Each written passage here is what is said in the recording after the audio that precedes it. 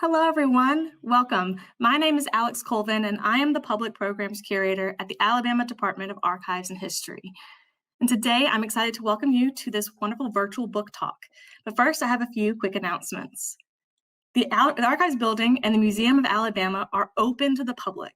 Regular operating hours will be Monday through Friday from 8:30 a.m. to 4:30 p.m.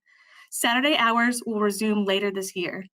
All museum galleries and exhibitions, with the exception of the hands-on gallery, are open for self-guided tours. The EBSCO Research Room remains accessible by appointment only.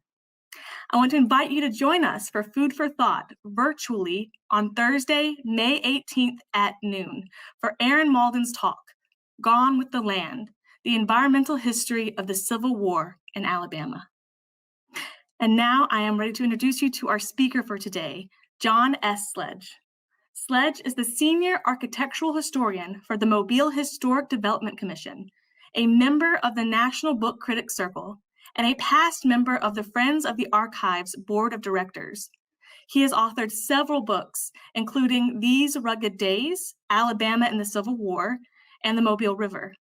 Today, he will tell us about his newest book, The Gulf of Mexico, A Maritime History, which is available for purchase in our online store, and we're going to put details for that below. Welcome, John.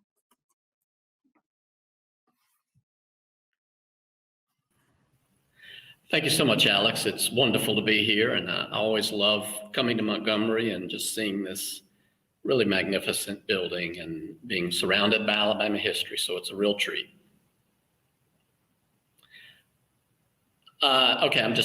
Pardon me, I'm a little awkward. I'm not a technological guy, so the staff here is being very patient with me. Thank you all, too, for tuning in, and it's a beautiful day everywhere. I'm sure there are other things you could be doing, so I'm honored that you've taken the time. What I want to do is just give you a quick and dirty overview of what I've done in my book about the Gulf of Mexico. The reason I wrote it was because I felt that the Gulf was really underappreciated by American historians generally, if not the American people. And that's changing. There have been so many recent good books about the Gulf, but I wanted to tell the story from a maritime perspective, not just vis-a-vis ships and dugout canoes and flags and charts and things like that, but how maritime history really does play a role in spreading peoples and culture and population and ideas and bad things like wars and epidemics as well. And so I begin with this wonderful quote, a woman named Fredrika Bremer. She was actually a Swedish novelist who came to the Americas in the 1850s. And here she's describing her voyage aboard a steamer from Havana, Cuba, up to Mobile. And she said, the heavens with their soft white summer clouds arched themselves over the dark blue sea, which heaved and roared joyfully before the fresh, warm summer wind. Oh, how beautiful it was. And I think that's a wonderful description of how the Gulf feels when we visit it in a benign mood. And here we see a bathymetric map of the Gulf Basin, which is our subject today. This is actually the 10th largest ocean basin in the world.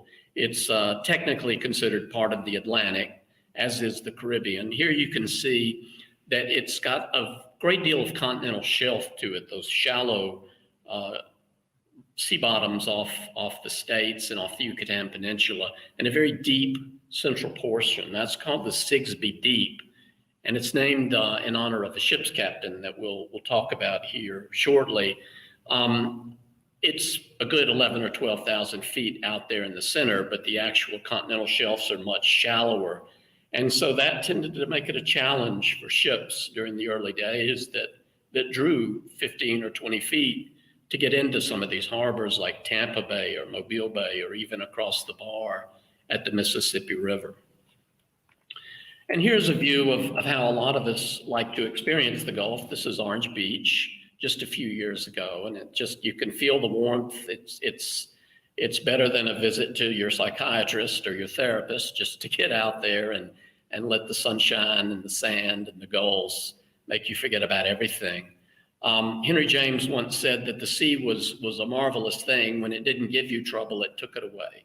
And here's an example of how it can take it away. And of course, tourism is huge all on our Gulf beaches. But of course, it can famously give you trouble as well. And here we see Hurricane Ivan at the DeMar, Florida pier in 2004. Just the power of those waves is really quite awesome. And even its undertow, when it's not like this, can be quite dangerous. So people have to be very careful when they want to actually get in the Gulf to swim. One of the other weather phenomenon that's often been commented on throughout Gulf history, particularly by mariners, are what are called northers, or nortes in Spanish, blue northers in Texican. And here's a famous painting of one experienced mid-Gulf by a well-known American painter named Thomas Moran. He was actually sailing, or steaming rather, from Havana to Tampico, Mexico, when this norther blasted through. Norther being a cold front, such as we experience here in Alabama.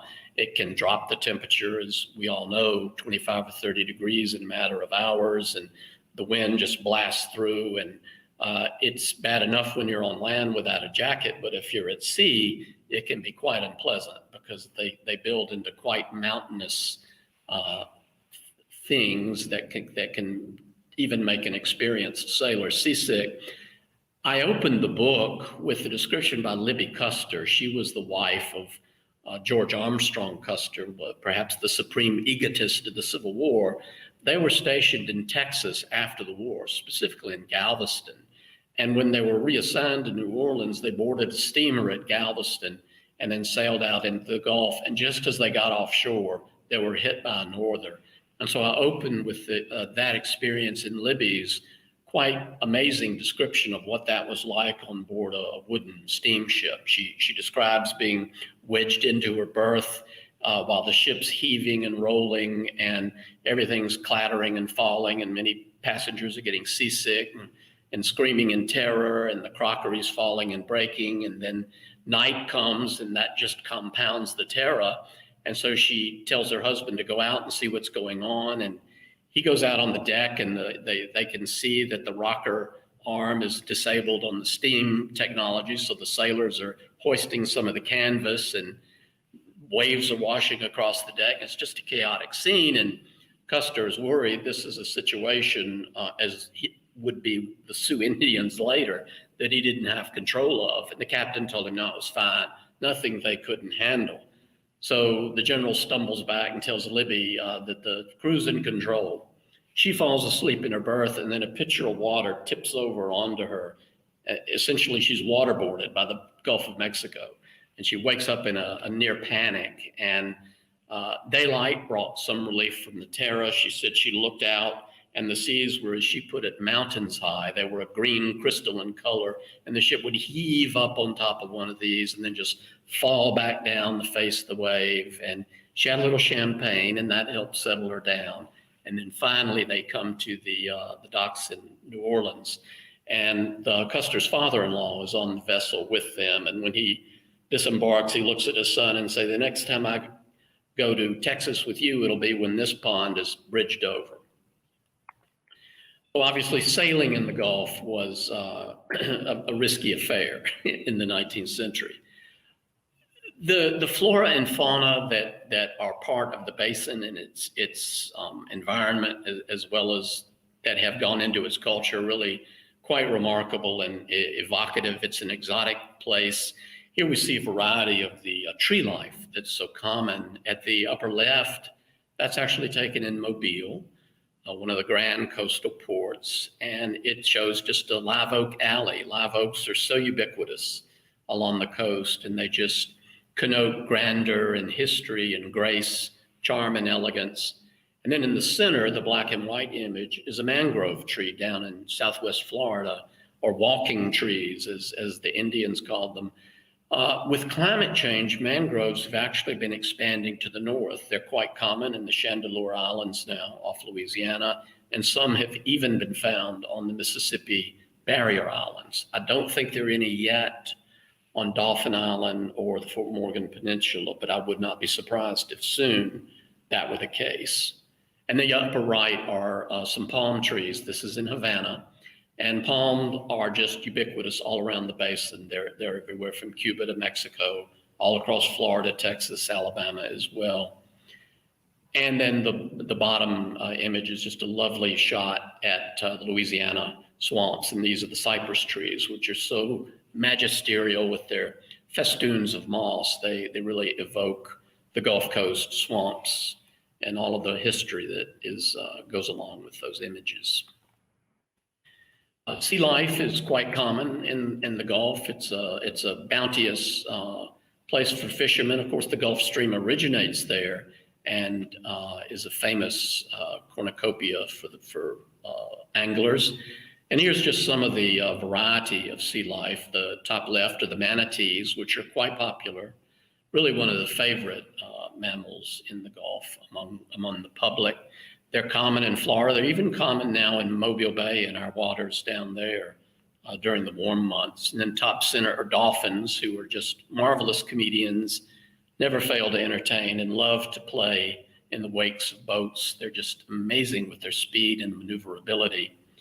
And then the top right are just a variety of the sharks and skates and rays that the Gulf holds. Lower right is blue crab. We all know about crabbing, and there's just no better seafood than crab. In fact, West Indies salad, which is made from crab, originated in Mobile. That's one of our culinary contributions to Gulf cuisine. A red snapper, lower center, just a marvelous game fish, really good fish. And sperm whales, lower left. This whale, incredibly, was taken in Mobile Bay. An angler was out there near Weeks Bay, down in the lower half of the bay last summer, and he posted this video on YouTube of a whale. He said there is a whale in Mobile Bay. And incredibly, it was this female sperm whale. She was in very poor health, as you can tell. She's badly underweight, but still something like 30 tons. And she worked her way as far up as Montrose, about halfway up the bay. And finally, a team from the Dauphin Island Sea Lab actually had her euthanized, unfortunately. And here we see them preparing the carcass for autopsy to try to figure out what might have caused her death. But there are sperm whales in the Gulf, but they normally prefer deep, deep water. Of course, the first people who inhabited the shores of the Gulf were the Native Americans. And here's a variety of imagery that suggests their culture. When doing the book, I knew that there was no way I could do justice or cover all of the Native American tribes that have inhabited the basin over the millennia. There have literally been dozens, if not hundreds. So I decided to pick three: the Maya down in the Yucatan, the Mobile Indians around the Mobile River Delta, and then the Calusa in Southwest Florida. The top left image shows some of the Calusa lifeways. They were amazing because they were so comfortable with the Gulf and used it not only as a seafood larder and a source of food, but they built all kinds of maritime ports and homes on stilts. And they built canals, dug canals across islands to shorten distance and so forth. It was really quite amazing. They had dugout canoes. We don't think they had sails. They might have. There's no definitive proof. But there is evidence that they actually attached their canoes with large dowels, like a catamaran almost. But anyway, here we see the variety of their life. They really could not starve. They just had a bottomless larder in the Gulf. In fact, when the Spanish arrived in the 16th century, they marveled at how healthy and well-formed the Indians were, men and women, and that they were tall, they were giants, and these 6-foot bows that the Indians used, the Spaniards couldn't even bend them. So they were obviously well-fed and in harmony with nature. The top left image is a lovely carved pelican. Sea life was crucial to the Calusa, as well as all of the flora and fauna around the basin. And then the top right is some of the variety of pottery that you see. And the lower right, we see an artist's conception of how Mound Island would have looked. This is in the Mobile Bay Delta. And these are where the Mobile Indians lived. They were part of the Mississippian cultures that the Spanish found, primarily Soto in the 16th century. And a very sophisticated society with planted crops and agricultural ceremonies and games and ritualized worship, organized warfare. They were really quite a civilized people.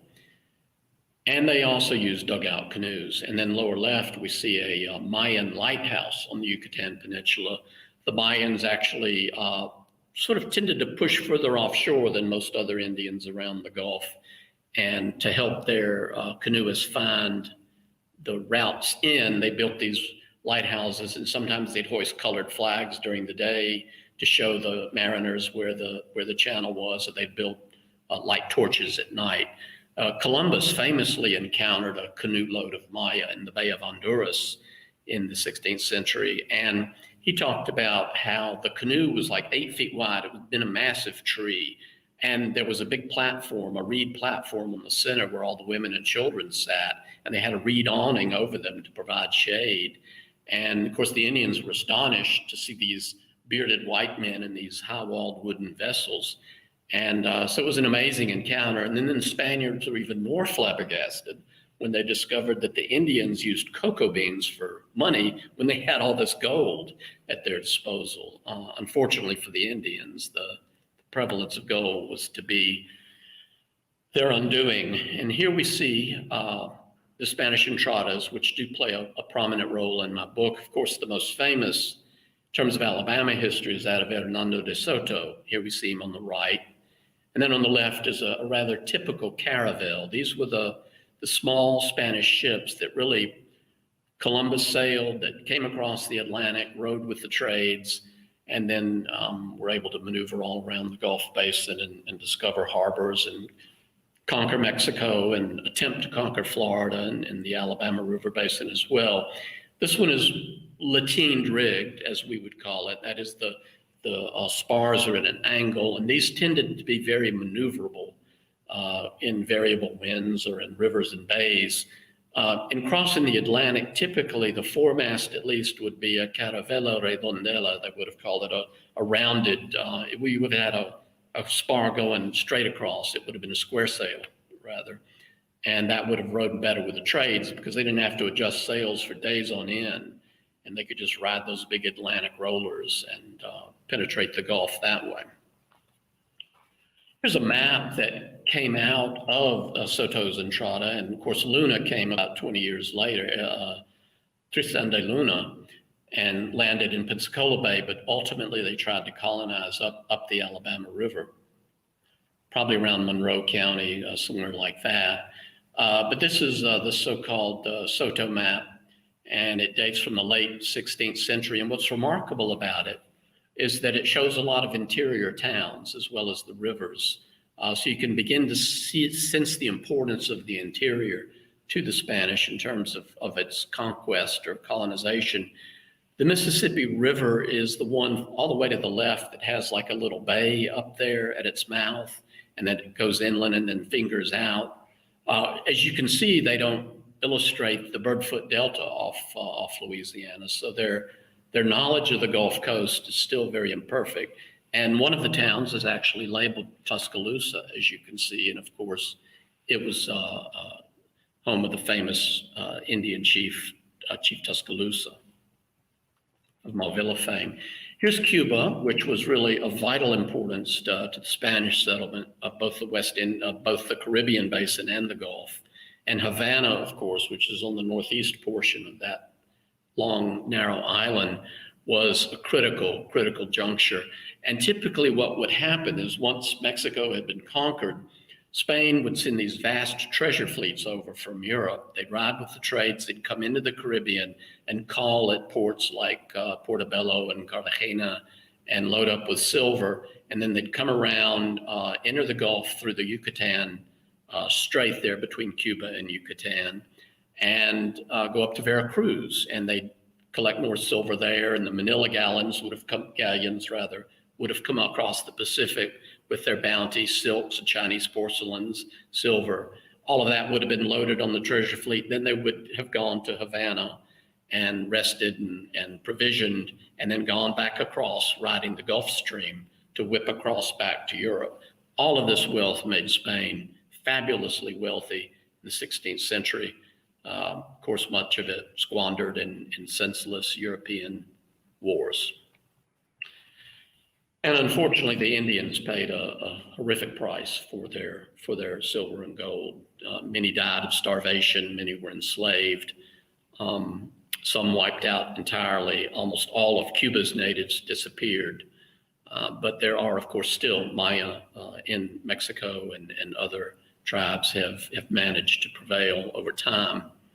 Here's some more views of Havana, which was critically important. It would remain a Spanish city until the Mexican-American War in the 1890s. This is a map of Havana in the upper left. You can see that harbor and why it was so important. It's so beautifully pocketed. I mean, and it was deep water, so you could get a ship, just shoot down that strait, which is only a mile or two long, and then you have this protected inner harbor. And so that's where the city grew up, and it just became a vital port. And in the lower left, we see a view. This is looking across that strait leading into the harbor at the turn of the century. And then on the right image, we just see an ad for cigars in the 19th century, genuine Havanas. Americans just had a mania for Cuban tobacco, as we apparently still do, as I think tobacco connoisseurs will often say. A lot of tobacco, and specifically cigars, were imported through ports like Mobile, Tampa, New Orleans as well. Veracruz, of course, another critically important Spanish seaport. And here we see a view of it right after the American Civil War in the 1860s. You can really see the wall going around it, the fact that it had to be protected from pirates and bandits and things like that in its early days. And then there offshore to the upper left margin is the little harbor fort that guarded it, San Juan de Ulloa. I sometimes have trouble saying that, but it was a 16th century harbor fort that protected the community as well as the walls around it. Residents of Veracruz are very proud. They say that their city has been cuatro veces heroica, 4 times heroic. They were besieged by the Spanish, once by the French, and twice by the Americans. We'll get to that here shortly. Of course, the French make their entry into the Gulf Basin in the 1680s and 90s. And here we see an image of LaSalle erecting his marker there at the mouth of the Mississippi. He came down and pierced the heartland of the continent and proved that the Mississippi River actually did go to the Gulf, because the French's grand strategy, besides threatening the Spanish silver fleets and mines in Mexico, was to dominate the interior of the North American continent and to exploit the fur trade that was there. And so they saw the Mississippi River and its control as absolutely vital. The Spanish referred to it as a French thorn, and they were determined to remove the French thorn from the Gulf, but the French would be quite firmly entrenched as New Orleans was developed. One of the great joys of doing this book were just the historic maps that are available. The cartography of the Gulf is just stunning in its beauty.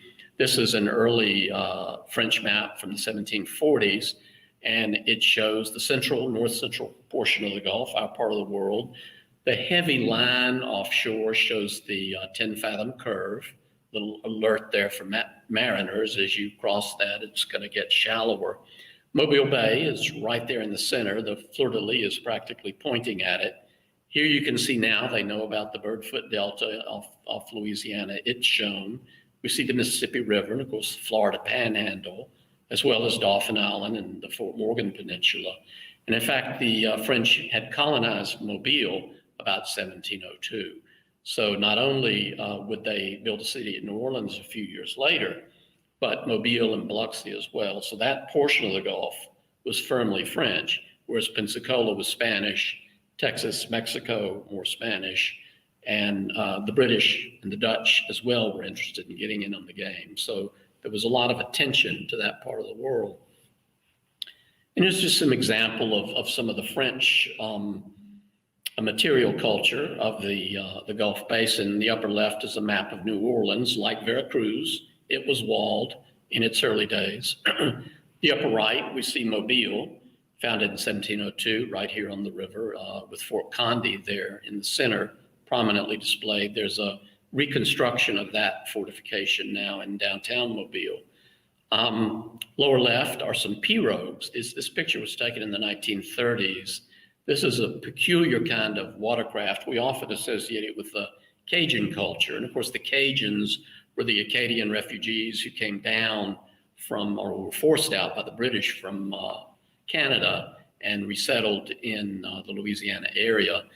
But pirogues would have been common all across the Gulf Coast, the central French Gulf Coast anyway, in the 18th, 19th, even early 20th centuries.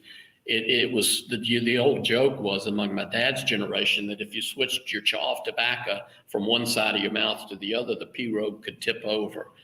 So you really have to know what you're doing, but they're very versatile boats. You can add a mast, a little sail, you can add a rudder, or you can pole them through really shallow water. So they were quite useful for the variety of waterways we have on the Central Gulf. And then lower right is a typical Creole cottage in New Orleans. These were built in Mobile and Biloxi as well, even Pensacola, influenced by Caribbean architecture. And of course, the prevalence of humidity and rain required porches or galleries, as they would have been called. So what fascinated me too, besides the maritime culture, was the things that it brought to these communities and the way these communities cross-pollinated in terms of their cuisine, their gumbo being an African word, perhaps meaning okra, and then the mix of ingredients that goes into okra and, or rather gumbo, and how gumbo in Mobile is different from, say, gumbo in New Orleans, where sausage might be a more important addition because of the German element there. So, and of course, rice, the Native Americans knew about, and bouillabaisse and soups, the Europeans do. So really, everybody was contributing to the cuisine and the architecture as well. So it was creating something new in terms of what humanity was doing. Perhaps the most colorful episode, one of the most colorful in the book, at least by my lights, and certainly one of the most fun to write about, was the Battle of New Orleans, of course, famous episode in American history. Top left is Lafitte, the pirate Jean Lafitte, famously played by Yul Brynner in the movie The Buccaneer in the 1950s, a wonderful movie. Then in the center is Dominic Yu, who was one of the pirates under Lafitte. Some said he was a half-brother, but there's no real evidence for that. And Andrew Jackson at the upper right.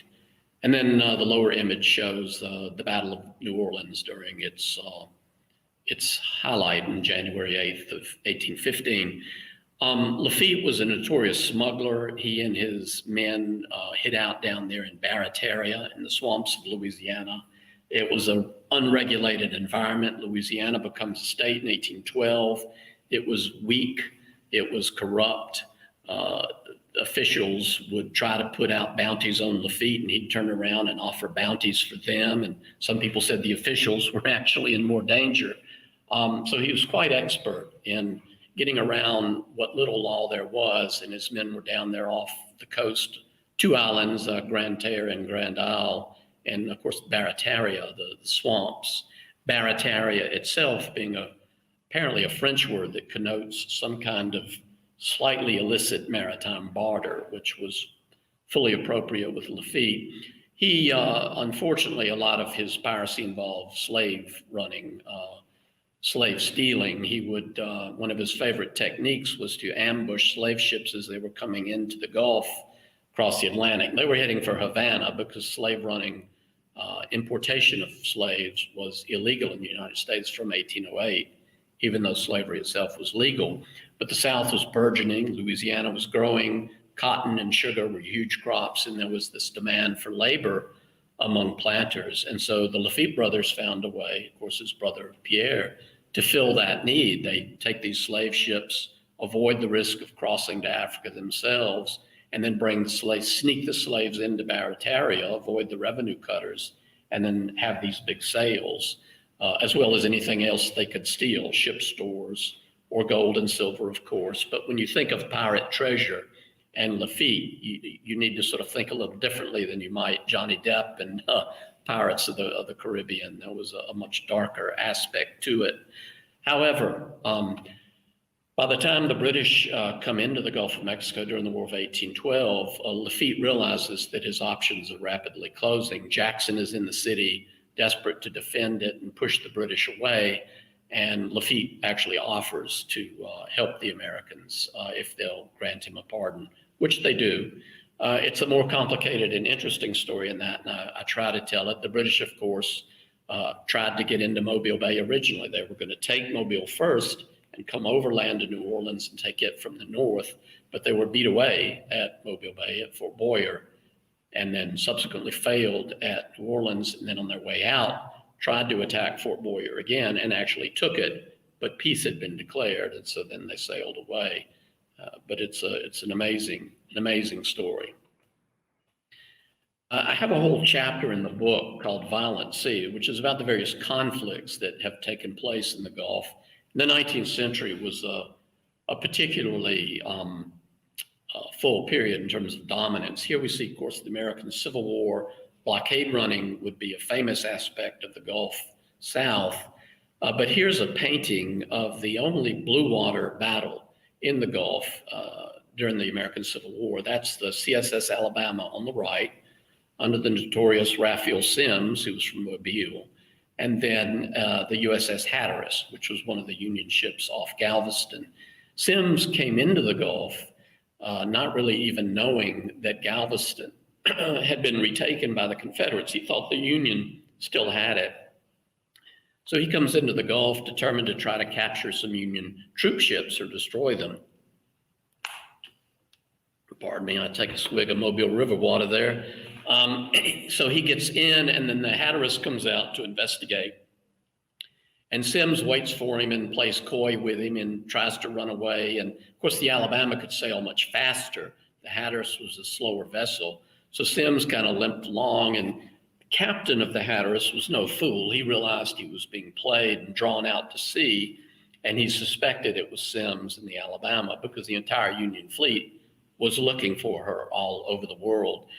Nonetheless, they finally came together about 20 miles offshore and were drifting along side by side. And the captain of the Hatteras had his speaking trumpet and demanded to know the name of this unknown vessel. And Commander Kell, who was Semmes' second in command, shouted that it was the British naval vessel Petrel. And the Union commander did not believe that for a minute. And finally, Semmes said, "Let's drop the pretense, open fire." And so the Alabama opened fire. The Hatteras returned fire. The Hatteras actually had steel plates. She was a steel vessel, steel-hulled vessel. Nonetheless, she got very much the worst of the action. She sank there in about 60 feet of water. Union sailors and people on Galveston Island could actually see the flashes and faintly hear the roars of the battle offshore. About 4 Union sailors tragically were killed. The others were taken on board the Alabama and then paroled in Jamaica. So it's an interesting episode, a rare opportunity for the Alabama to actually take a ship in the Gulf. She never came into Mobile Bay, even though she was named for that state. But the CSS Florida did, and that was a fun story to tell. I also tell that story in These Rugged Days about how the Florida ran into Mobile Bay and provisioned and armed herself and then successfully ran out. It's a dramatic story. And these are some of the other conflicts in the Gulf in the 19th and 20th century. The top left is the invasion of Veracruz, which takes place in 1847, one of those invasions that made it heroic, 4 times heroic.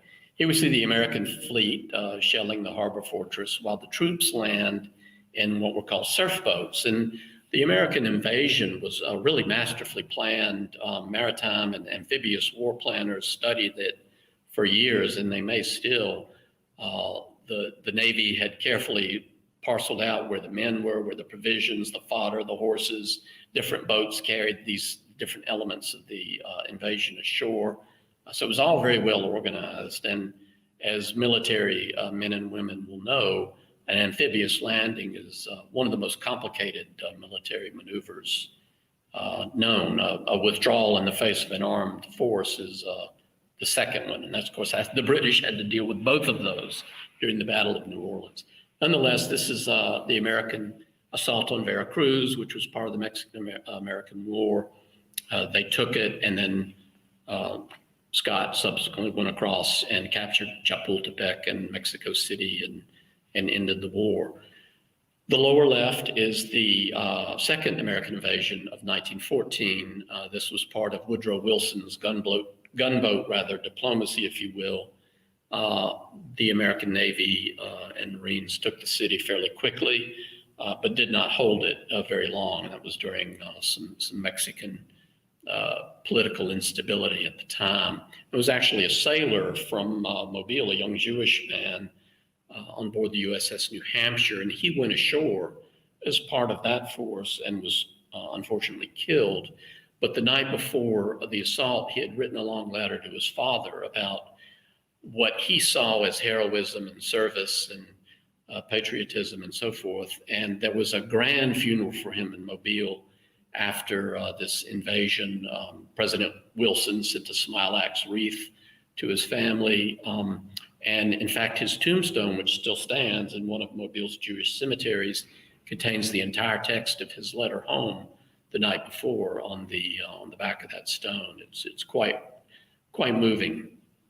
Nathan Frolickstein was his name. And then the upper right, the explosion of the Maine in Havana Harbor, which precipitated the Mexican-American War. That was a very famous episode, and it's not known yet, really, the jury's still out, whether it was an accident or an intentional act by the Spanish, whether it was a mine or some sort of device like that. And then the lower right, we see a Nazi U-boat under attack in the Gulf of Mexico. A lot of people don't realize the Germans had U-boats in the Gulf, but in 1942, early 1943, they were practically unhampered. Our U-boat defenses were very primitive. The ships did not sail in convoy, and so the German captains called it the happy time. In fact, more American shipping was torpedoed in the Gulf during those last 6 months of 1942 than anywhere else in the world. Gradually, the Americans learned how to take effective countermeasures, extinguishing lights on shore so ships would not be silhouetted when they were offshore. One of the most persistent myths really about World War II is the Germans were able to successfully land crews on the Gulf, and that these crews would visit the German communities in places like Alberta down in Baldwin County and have dances with the local girls, or people claim they would find a dead German sailor at sea, and he would have tickets to the Sanger Theater in New Orleans. But these have not been verified by fact. There were no landings on the Gulf Coast that we're aware of, but the Germans were certainly out there.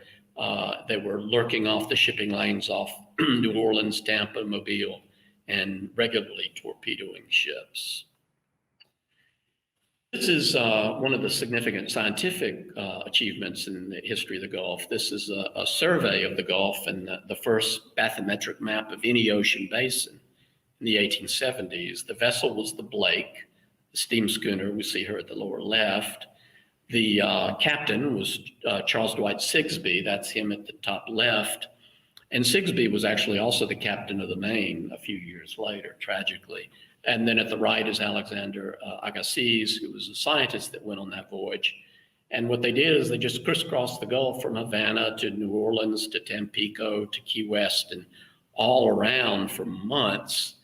Agassiz was prone to seasickness, so I'm sure it was a miserable experience for him. And then at the top center is the device that Sigsbee had actually invented to take soundings out in the Gulf, i.e. measure the depth of the water to make this map possible. It's called the Sigsbee sounding machine. It looks like a cross between a bicycle and a guillotine. It had a heavy lead ball, like a 60-pound lead ball on piano wire. And this device would be attached to the prow of the ship, and they'd drop that lead ball and then reel it back in on a big iron spool or steel spool by a steam engine. And they were able to take temperature readings and gauge what was down, whether it was mud or sand or whatnot on the bottom.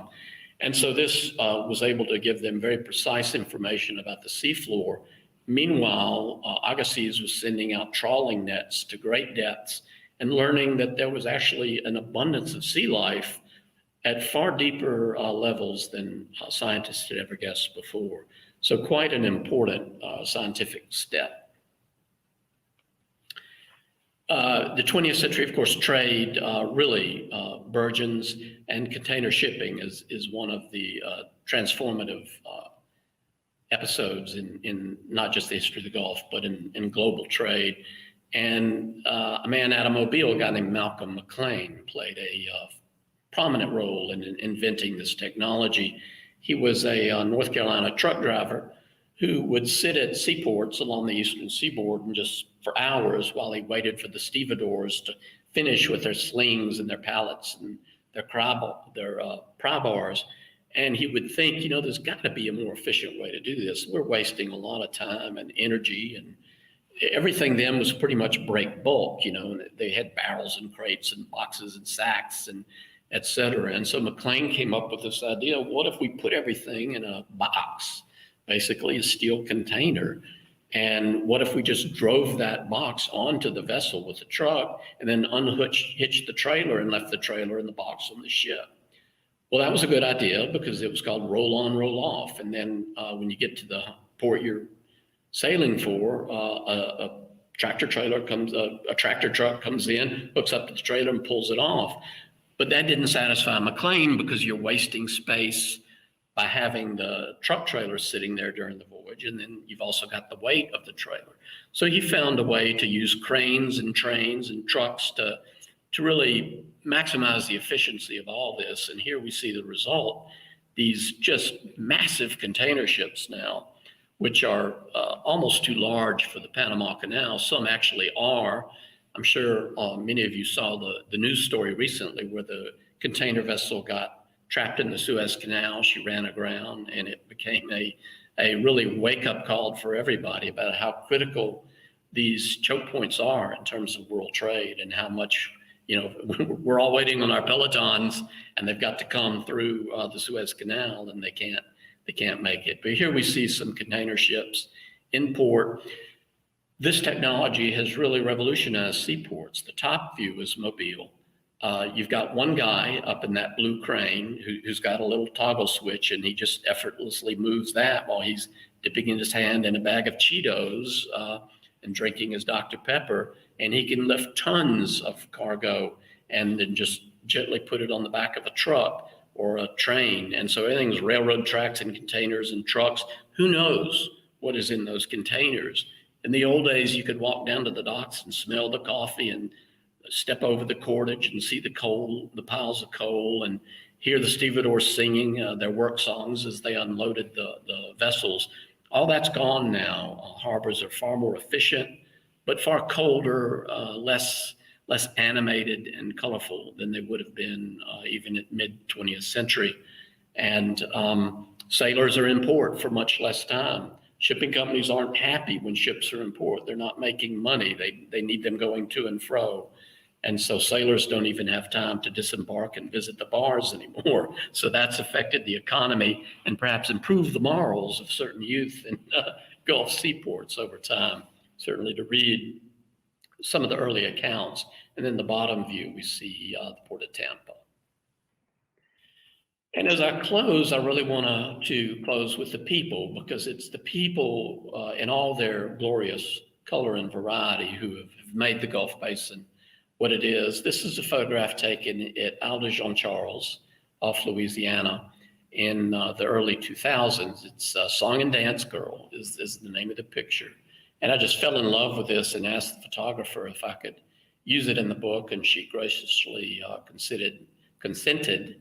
Mary Rose is her name, and she lives in Santa Fe, but she befriended these people at Isle de Jean Charles and documented their lives. What I love about this picture is it shows their connection to the water, the bayous and the channels down there in the Louisiana coast. And this little girl is actually Native American. She's a member of the Biloxi Chitimacha Choctaw tribe. It's a small tribe, only 100 or 200 members now. Many of them are descendants of Lafitte privateers, pirates, Indians, Biloxi and Choctaw Indians. So they're a blended people, but they have these lifeways that go back over a century. And they settled in that country and live on shrimp and fishing, and they're very adept and adroit at navigating their world. And unfortunately for these people, sea level rise has really contributed to the loss of their way of life. And in fact, they're the first people to have received money from the federal government to relocate because of climate change. Isle de Jean Charles, once they could herd cattle there, and now there's so little land and it floods so easily, not just because of climate change, but because of the penetration of oil and gas exploratory canals and waterways that have led to increased saltwater intrusion and erosion. And the tribe is now being resettled further inland, closer to Houma, Louisiana. But they did want to be on a bayou. They really demanded they have water access because that is so vital to their culture, and really has been to all of the people who live along the Gulf. I recall after the oil spill in 2010, the disastrous BP oil spill, a little 9-year-old boy being interviewed in Louisiana. And this was in the early days of it. And he said, it's the end of our way of life. And I thought, my God, how many American kids really think about a way of life?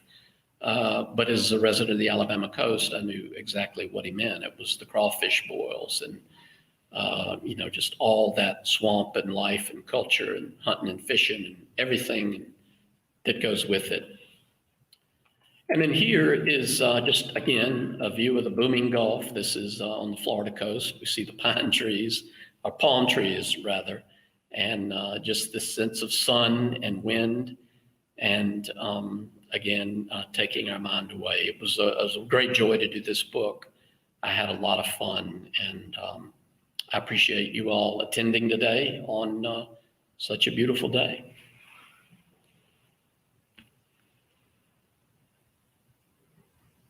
Thank you so much, John. Thank you. That was amazing. And just as a reminder to everyone, if you would like to buy a copy of this book, we have a link in the comments, and you will be able to purchase one for yourself after this talk. Thank you.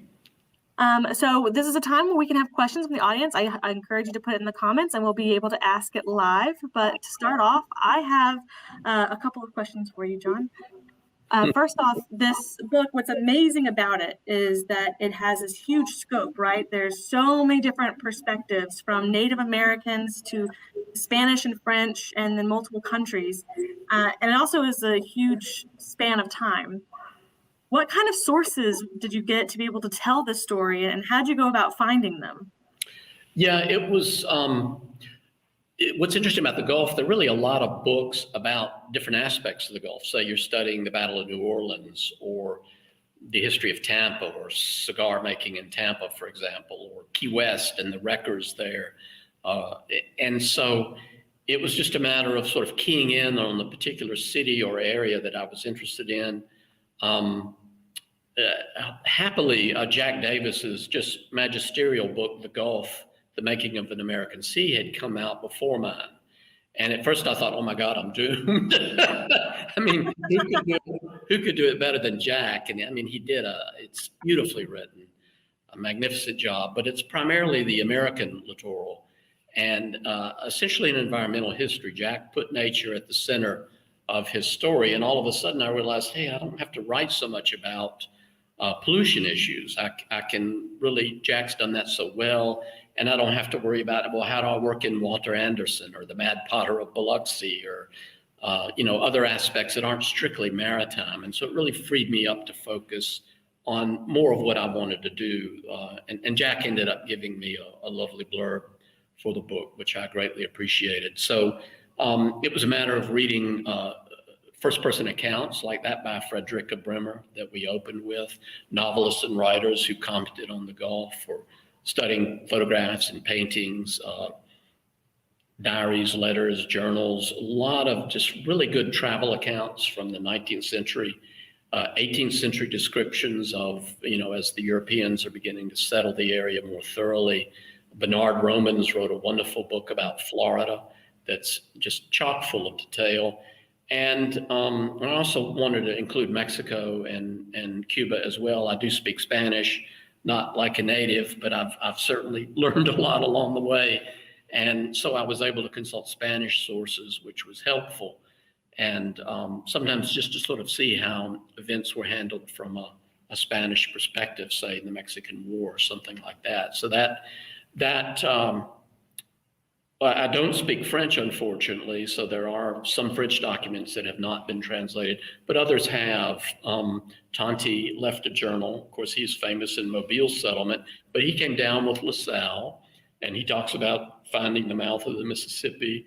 One of the captains of one of LaSalle's French ships, the 1780s, when he came back, left a journal that's been translated. So it was just more fun to troll through all that material and kind of pick and choose the best. They're all such wonderful writers. And Libby Custer, for instance, I mean, I would have never known to connect her with the Gulf, but I had read her memoir, Tinting on the Plains. And just in the beginning, she has that little description of what it was like to sail from Galveston to New Orleans. And I also was interested in female voices because they can be harder to find in the 19th and even 18th, 16th centuries. So it was always fun when I could find a woman's perspective. And that's what I think I think is amazing about it is how you integrate it all together so well into this one story for the Gulf of Mexico. Thank you. So we have some questions from our audience. I'm going to go ahead and pull some up real quick. Scotty E. Kirkland asked, will you tell us a bit about Mobile's historic relationship with Havana? A sweet Scotty. He's so nice to me. I appreciate that. Yeah, in fact, this is a project that I'm working on going forward, is doing a book about Mobile and Havana's long relationship, working with a talented Tuscaloosa photographer many people will know, Chip Cooper. He does a lot of work for Alabama Heritage, as well as a Cuban photographer, Julio Larramendi, and a Cuban architectural historian. And so it's interesting because Mobile Bay was discovered by Alvarez de Pineda in about 1518, which is about the time Havana Harbor was first settled. They had discovered it a few years before, but Havana celebrated its 500th anniversary in October of 2019. We were actually down there when that happened. And Mobile, of course, is a little over 300 years. So people like Soto, Hernando de Soto, was the governor of Cuba when he came on his Alabama voyage. And he made his wife, Isabella, another interesting female character in Gulf history. He made her the governor of Havana or Cuba, the first female governor, and maybe the only one in Cuban history. And then he came on his voyage. And there's a lot of legend about Isabella. It's interesting because there's a famous sculpture of her in Havana called La Giraldia, She Who Turns. And it's a little metal sculpture of her that's atop a building there overlooking Havana Harbor. It's like a wind vane. And so she's quite fetchingly presented. She's got a bare leg exposed, and she's often pointed to the north where her husband disappeared. There are also legends about her in Alabama, specifically Dauphin Island. Hatchet Chandler, the eccentric character that ran Fort Morgan in the 50s and wrote that delightful Little Gems from Fort Morgan, some people may know, he said that her nickname for De Soto was Leander, and that when he did not come back, she sailed with a fleet under Maldonado to meet him and went to Mobile Bay, and they waited and waited, and he didn't show up, and that she would wander back and forth across the sand dunes on the Alabama coast going, oh, Leander, crying, and that her tears were where sprung the oleander bushes that are so famous.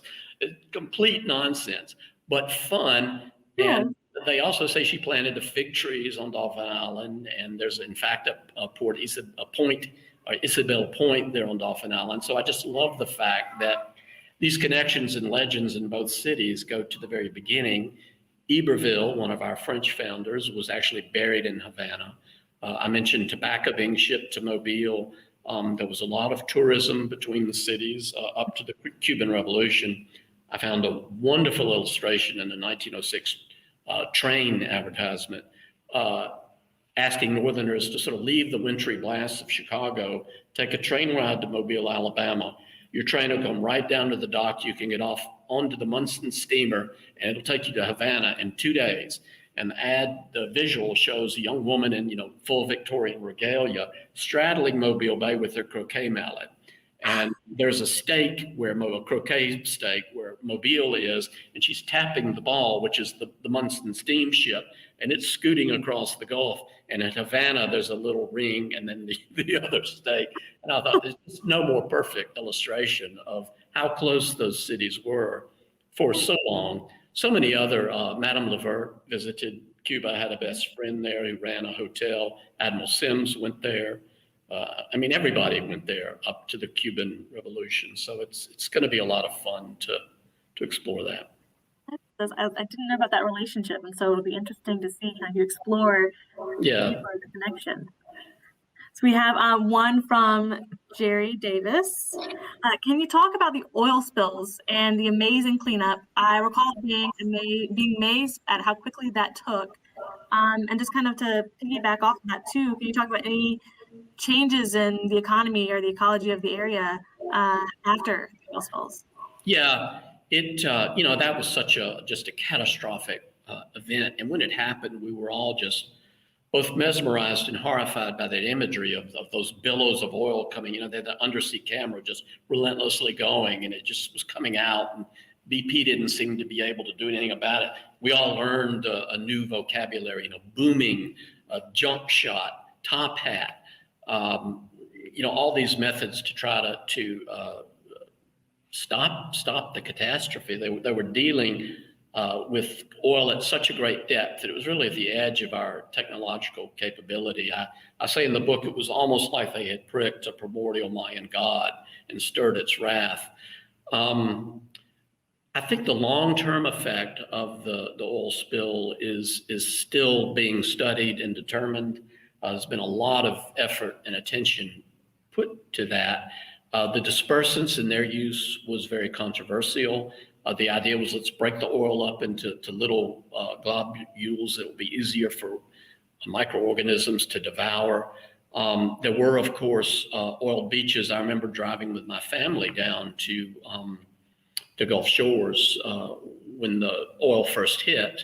And it just, on the worst days, you could smell diesel as far up as Mobile. And I just thought, this is our show. And when we drove down there, it was a perfect June day, and we got there, and the Gulf was beautiful, but there were just these brown stains all along the beach where it had been oiled, and no one was in the water, no children were laughing or playing. People were standing back behind the rack line in street clothes, and they were all just basically mourning the Gulf. They were just looking, staring at, how do you begin to fix this? And there were 3 shrimp boats, cheek by jowl, offshore, because they were paying local captains as vessels of opportunity to lay the boom and to try to prevent all this. But over time, they did a real good job on the beaches, getting that cleaned up. Some of it was burned off, turning it on itself. Some dispersed naturally, but a great deal has also sunk to the bottom. There are these great mats of oil on the seafloor at various depths and distances. The entire spill was at its largest, maybe the size of the state of Virginia. So it was quite a significant thing. And the results were catastrophic for bird life and sea life. Tens of thousands of dolphins, pelicans, turtles, things like that perished. But when they took the pressure off the fishing stocks and didn't allow fishing, people were surprised at how fast, say, the snapper and the grouper populations boomed back. And charter fishermen were saying, well, we don't need all these federal limits. Look how robust this species is. And they actually enjoy the oil rigs. That's where the fish feed, and that's been good for them. So I don't know that there is a scientific consensus yet as to what the final story will be, but there's still a lot of oil offshore. There have always been tar balls that have come ashore just from millennia, from natural fissures and seeps out in the Indians used it to help seal pottery. And sometimes they'd see these gas vents on shore and they'd set fire to them and just watch them. And so oil and the Gulf have always gone together. But the long-term impact, I think, is still yet to be determined.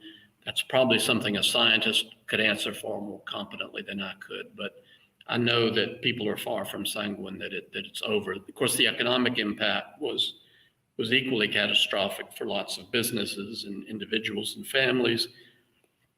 Some health questions about dispersants and what those might do. I don't know that that's been fully agreed upon yet. And there were all kinds of relief efforts, both from BP and the federal government, to bring businesses back. So the tourism and so forth has come back in a huge way. I mean, that recovered very quickly, but the longer term, more subtle effects are going to take time. Definitely. Well, we have time for one more question, and I have one here. Jacqueline Kirkland, what are your favorite representations of the Gulf in literature? Jacqueline's very nice. She puts up with Scotty, which puts her in a class by herself, keeps him in line. And I hope she'll forgive me for saying that.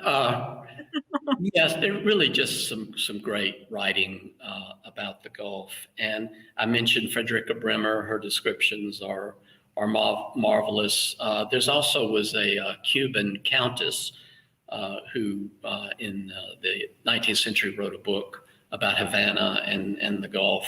I don't think it's been translated into English, but it's a beautifully written account of what life was like in Havana, and she describes the awnings over the streets. And when she came back to it, she had married a British politician, and she was absent several decades. And when she came back, she described sailing into the harbor, and it's a great description. She said, "Here comes the city, here it is," and then all of a sudden she just hits you with all of these olfactory and oral sensations that Havana throws at the visitor even today. Henry Dana, who wrote 2 years before the mast, wrote a wonderful book called, I think, A Vacation Voyage to Cuba is the name of it. And he describes sailing to Cuba and just summons up and narrates Havana's harbor with his savvy sailor's eye. And he has some great descriptions of all of the maritime traffic on the Gulf Stream coming up the eastern seaboard. He describes these ships just under, full pyramids of canvas, and how beautiful they are as they're coming from cities like New Orleans and Mobile, loaded with cotton, headed up the eastern seaboard. So there's just an abundance of good writing about the Gulf. Well, thank you so much, John. I learned so much about the history of the Gulf of Mexico. And everyone remember, this is what the cover looks like. Remember to get your coffee. And thank you so much for joining us, John. Thank you to everyone else who has joined us virtually. And I hope to see y'all all again soon on May 19th for Food for Thought. So thank you.